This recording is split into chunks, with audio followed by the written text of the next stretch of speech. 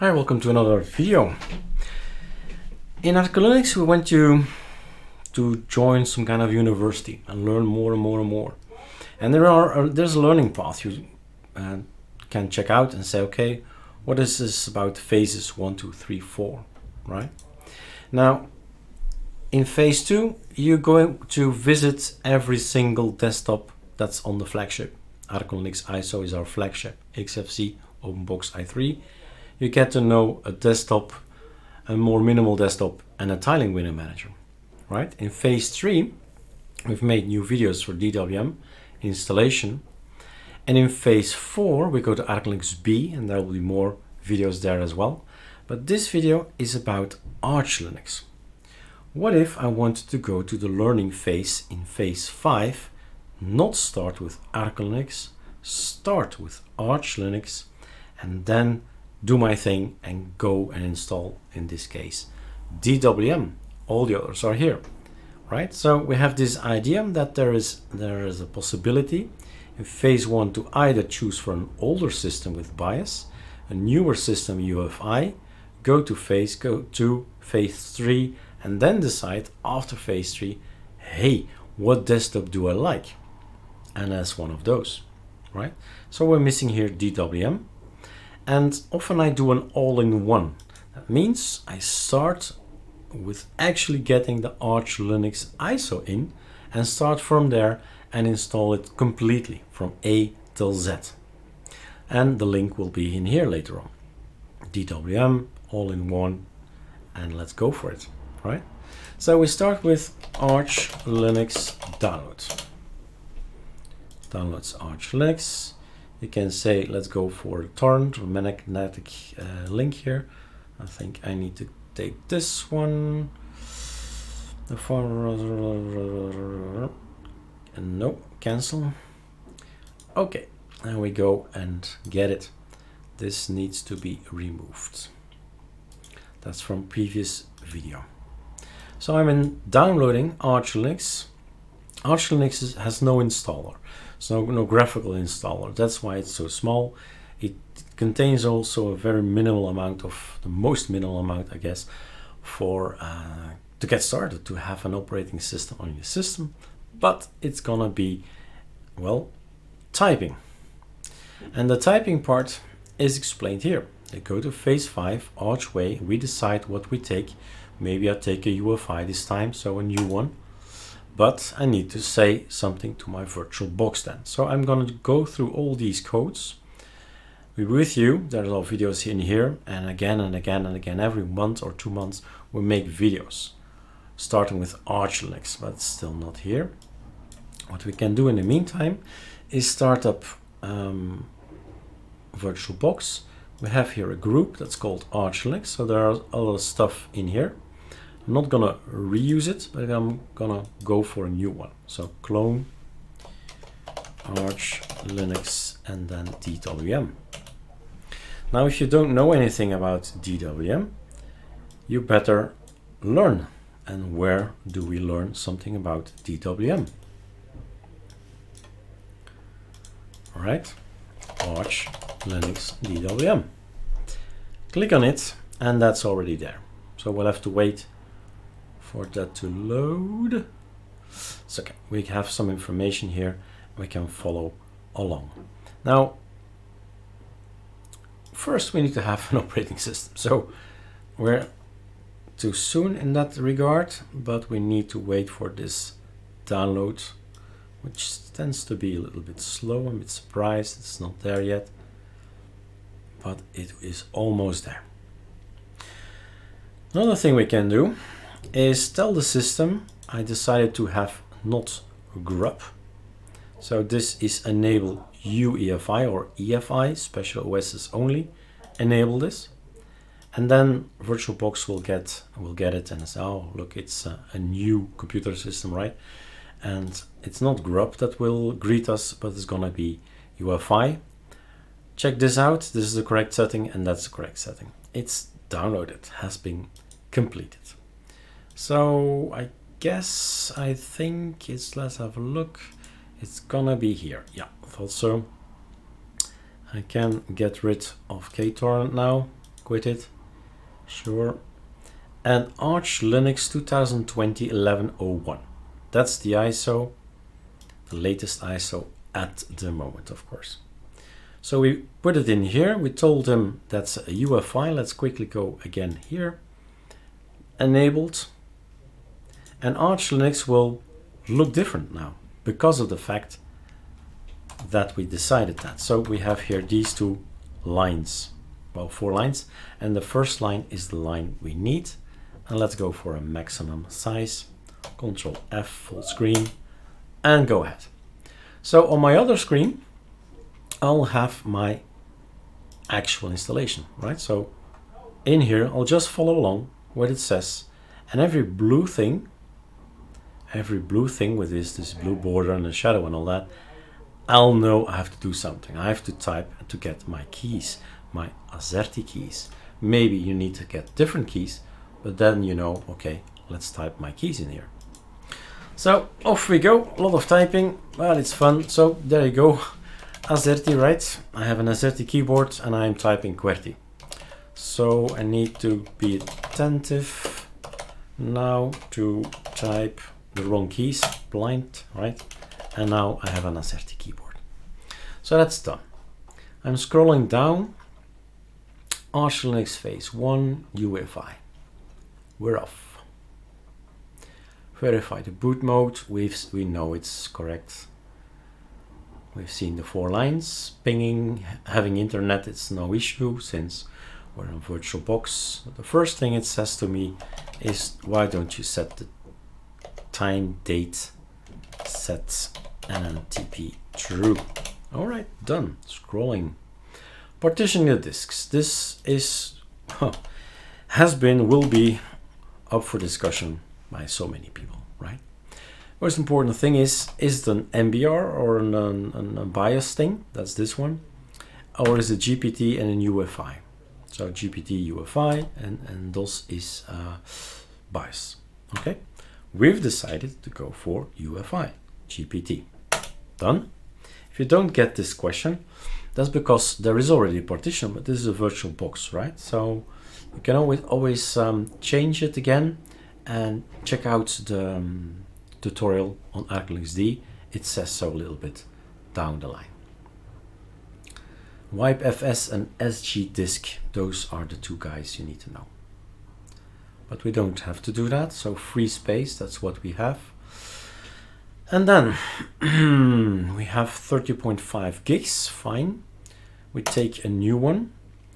That's a little bit much for 500 megabytes of UEFI, which is this, EFI. So that's one decision. 500 megabyte is already a little bit too much, but what's 500 megabyte these days? Nothing. And now it's the question, do you want swap or not? Everybody who has 8 gigabytes, I think, will never run into troubles, right? I have 16 gigabytes. I'll never run into troubles. But nevertheless, what do we do here on the website?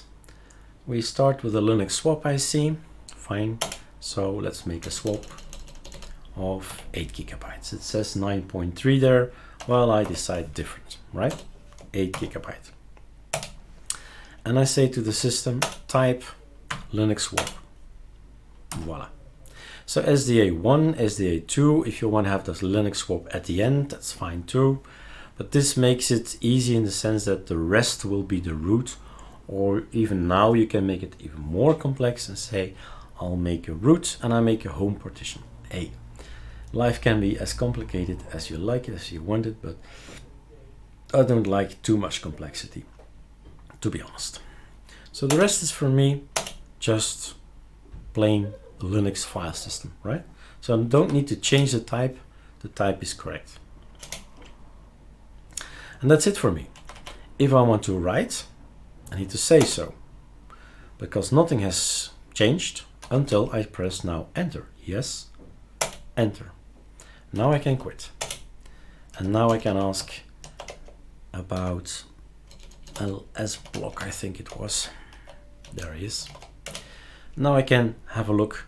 And this is when I say, when I get hungry, I suppose, The pizza is SDA, and then you divide it and slice it into pieces, very small piece for the UEFI 477 megabyte, 7.5 gigabyte, another slice, SDA2, 4 swap, and SDA3 is the rest. That's root, home, everything. All right. And then we scroll down and we just follow along. And the first thing we see is make me a file system. Dots. So I'm pressing tab, that's why all these things are showing up. F32, device SDA1. The first one is an UEFI. Done. Then there's a swap that we've created, and it's on SDA2, that's our swap. Now he knows. And then we say swap on, use it. 2. Done. And then we need to make a file system. Choose whatever file system you want. These days many people use ext4. And then device SDA3, enter. Looks all normal, right? So we've changed a few things in there. It's swap and so on. Take a look. Scrolling down, mount to file systems. Okay. First we need to mount the device SDA3 inside the folder mount. And we're gonna make a directory in there called boot. So we basically just made a directory inside a folder mount, or MNT, whatever you want to call it. Make dir MNT boot, another directory inside boot. Done. And we're going to mount device SDA1 in there. Boot, sorry, where in mount, of course. Oh my god, my fingers were not in the correct spot. That's it. So we say to the system that particular partition, mount it in that particular folder. All right. And now we scroll, selector mirrors. Maybe we better have a look. Where is it coming from? Because if this thing is coming from Australia, for example, it's gonna take a while for all the packages to get here. But mail tunnel is okay for me. I know by heart that mail tunnel is okay. Another guy that's okay for me in where I live is Osbeck. So I can take line number 4 as well, mirror Osbeck. Control X, yes, enter. Well, you see, line 4 is the one I'll be getting. All right, but nothing has been installed yet, so we just edited where should Pacman get its packages. That's what we've done. All right, backstrap. Next thing, where should I install the packages? Inside mount, please. And there is a special folder in there, no? The EFI, the boot folder. What should I install? Base development, Linux firmware, and something to type to edit nano. And then off it goes. And the installation is fast. So the server I've chosen, Osbeck, seems to be good. Otherwise you change it again, right? Take another one. Scrolling down, I see FS-Tab as the next one. So 138 packages.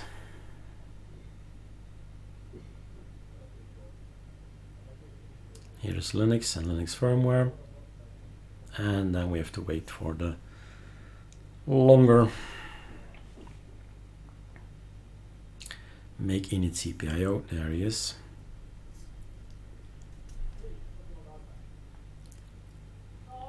This one generally takes a little bit longer, but there we are. Fine. So we need to generate the file system tab -u / where should we put it inside? We're gonna put it in mount etc fs tab. You cannot make typos here.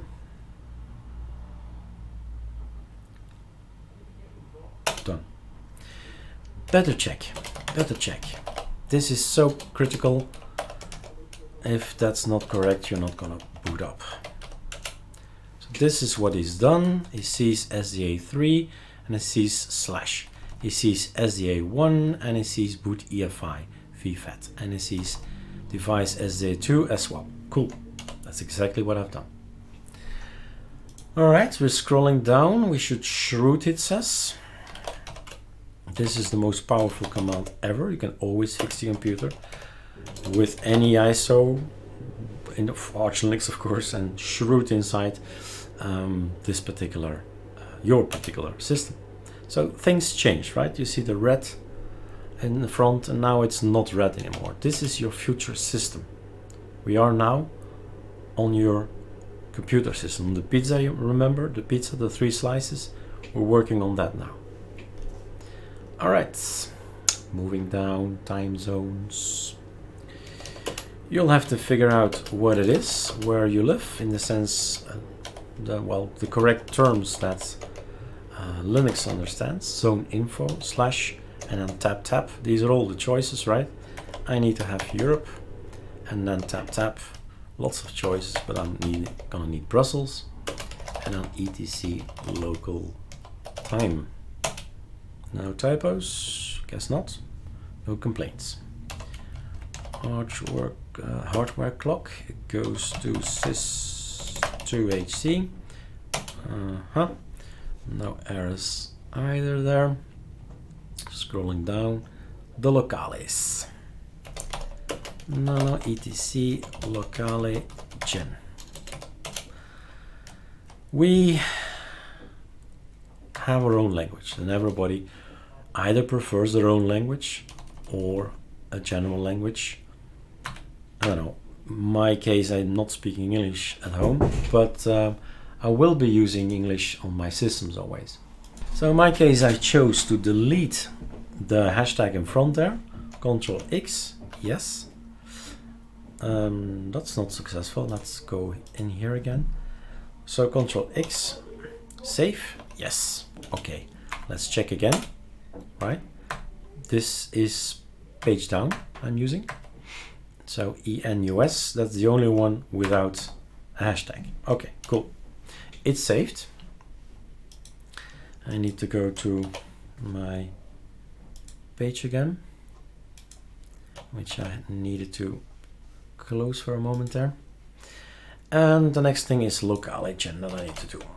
Locale, so generate me please my locales. And there you go, it's generated.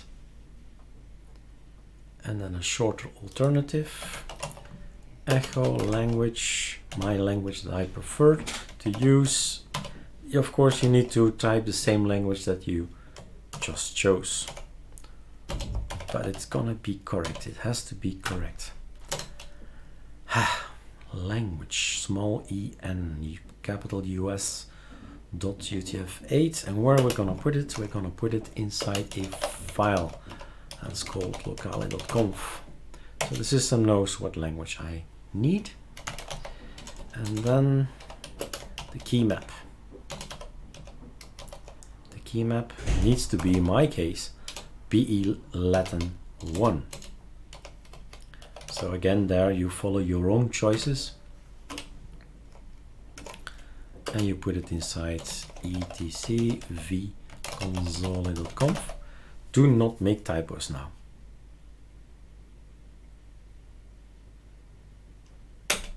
Okay. Hostname. Let's call him ArcoLinux original and put it inside etc hostname. And this goes together, etc hosts. Then we say to the system, a little bit longer to type. You can use, you need to use tab, so everything comes nicely together. Tab, tab. And then this. So that's my name, ArcoLinux. I've chosen.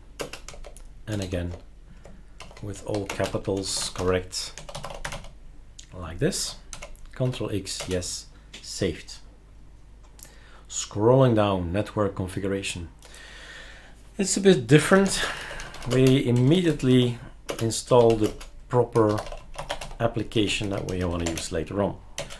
It has all possibilities, wireless VPN, it's just gonna work, it's great, right? So that's installed, but you need to enable it. And now it's a tricky thing. System CTNL enabled, good, but capital N, network, capital M, manager. And if you don't see 3 lines, you made a mistake, right? Shouldn't be doing this, right? Fail to enable unit. That's not a capital M, it's sensitive. All right, as long as we know, that's fine. Then the root password, that's the next thing we need to do. Password, the root password, you can choose 2 passwords. One for root and one for the user. Or you make it easy for yourself and say, okay, both of them have the same password. It's a machine, it's local, it's here, it's in my house, whatever, right? Entirely up to you, what you do. And then since this is a decision to have a UEFI, we have to install a little bit more and change, well, the lines, the commands we're gonna type is a little bit different, but we need grub and the UEFI boot manager. And then the command is a little bit different and as the one in the BIOS, target equals and an underscore 64. Oh, I forgot already, EFI. So that's different, and we tell him where it is, because we created directories, but we better tell the system where it is. And now I need to check it again. Grub install -- target x86 underscore 64 EFI -- EFI directory boot EFI. Okay, no typos, I think. And then you see the messages, right? Installation finished. No error reported. It took a little bit longer, but it's okay, right? Doesn't matter how long it takes, as long as we see no errors. And then we're going to make the configuration, and it's going to go in here, CFG. All right. Almost through my page. Not part of a standard installation. If you were planning to switch SSDs with an SSD bay, like in this article, you need to do this. We can do this. Doesn't cost us anything, and it's a good example, right? So the only thing we're gonna make is a directory and a copy paste. That's all. So whether you do it or not, it's entirely up to you. EFI/boot. That's that. And then we need to copy paste boot EFI. You can use the tab now, arch grub. And where are we going to put it? Inside something else. All right. They keep interrupting me. Boot EFI. And then boot, and this I can't, I need to type, right? So boot x64.efi, basically just gonna write, well, a copy from one file to another place. Yep, no typos. Cool, that's it. Reboot and select proper boot device. So how do we reboot? It says, type in exit. You mount everything, unmount, and sometimes type unmount, but it's actually umount -r mount, and now reboot. So yeah, hoi, right? Grub. If grub's not there, we have an issue. We forgot something there in the grub department. Now Eric does not exist yet, right? The only one that exists is root. So I've made a password for root. Then we're actually, let me show you that here, right? We've done our sudo reboot here. We are here, reboot after shutdown. Next step. Next step is phase 2. Boot from your SD. We've done that. So let's go on. Root. Typed it, went into it, confirmed that it's working. Okay, so pacman -syu, for example. Yes, core is up to date, meaning I can communicate with the outer world. Network is available. And multilib, we can do it later if you want to. One of the things we do like is the bash completion. So tab is not working. Bash completion. Well, now you have also the proof that the internet is working. Bash completion is there, and then the personal account. I need to have my own account, Eric account. It shouldn't stay in root, right? It shouldn't work in root. You should do sudos. -mg users and all the groups.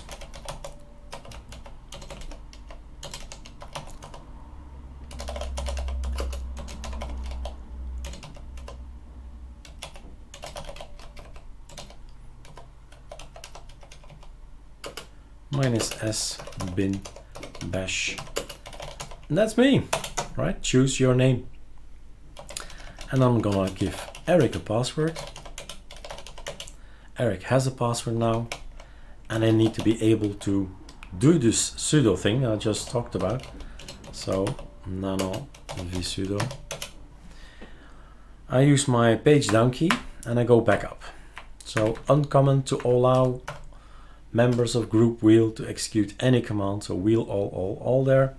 Control X, yes, go. That's done. Then I say exit, which means basically get out of here, become Eric, type in the password, and if I type pacman -syu, it's gonna say, hey, you cannot perform this operation unless you root. Okay, sudo pacman -syu, and then I'm indeed part of the sudo group. That's the editor nano vsudo result of that, right? So that's done. Scrolling down, let's move this to the other screen. Again, we are at the end. So Eric is inside. I can update with sudo then. And then the next step, phase 3. All right, let us get graphical. Cool. We don't want to stay in here in this black thing, right? Sudo pacman -s xorg server is the one we need. We need some apps, which means it's a group thing. Xorg X in it. And if you want to have a terminal, and if you don't want to have xterm, and for instance termite, it doesn't matter. I mean, it's just a choice. What terminal will you choose? Do you need xterm or not? Hey, ArcoLinux is filled with all kind of domino pieces or puzzles, pieces of a puzzle. You choose what Lego blocks you like and install it. I don't think I've ever installed termite before in my videos, right? So xterm is not in there. Then the graphics driver, well, AT, Intel, NVIDIA and all that. Try first without any NVIDIA drivers. Try with the normal drivers we have and we get from the Linux kernels. And then later on decide. In case of VirtualBox, and I do not need to do anything at all. Then we need to have a kind of display manager or login manager, they say as well. And frankly, in all these years, and we're talking about 5 years already, LightDM has never failed me. We do see errors like LightDM will not start, etc., but it's not a LightDM error. It's the thing that behind it that's broken or bad configuration or anything like that. So if you want to have the greeter settings as well, you need to type a little bit more. That's the bash completion, right? Tab. So that's there as well. So we have the complete family of LightDM, LightDM GTK greeter, LightDM GTK greeter settings. We did not enable it yet. Sudo system ctl enable LightDM service. There you go. And basically, if we now reboot, we are greeted with LightDM, but behind it is nothing yet. There is no XFC, Mate, Plasma, DWM. There's nothing behind it, right? So it's okay in a virtual box, also in real metal, doesn't matter, but do not forget to enable LightDM. We've done that. Do not reboot until you have a desktop environment. So just making clear that this is not the end, right? You need to choose your desktop. In my case, I would like to install DWM, but I'm gonna cut the video here, and I'll have the advantage. Why would I do that? The advantage is if I say sudo shutdown now, that I have a template. I make a clone and I say this is the ArcoLinux template. And next time I'll install Mate or XFC or Plasma and so on and so on and so on. I have now a template to clone again, basically, and have fun again and again and again until I get it, until I understand what pieces of the puzzle, what Lego blocks do I need to have a fully functional, I don't know, Mate, Cinnamon, right? JWM. And that's the fun. Working with VirtualBox, you can actually copy paste. So this will be my future clone. I'll clone this thing again and again and again until I get it right. Okay, next video is going to be how to get DWM on our system. Cheers.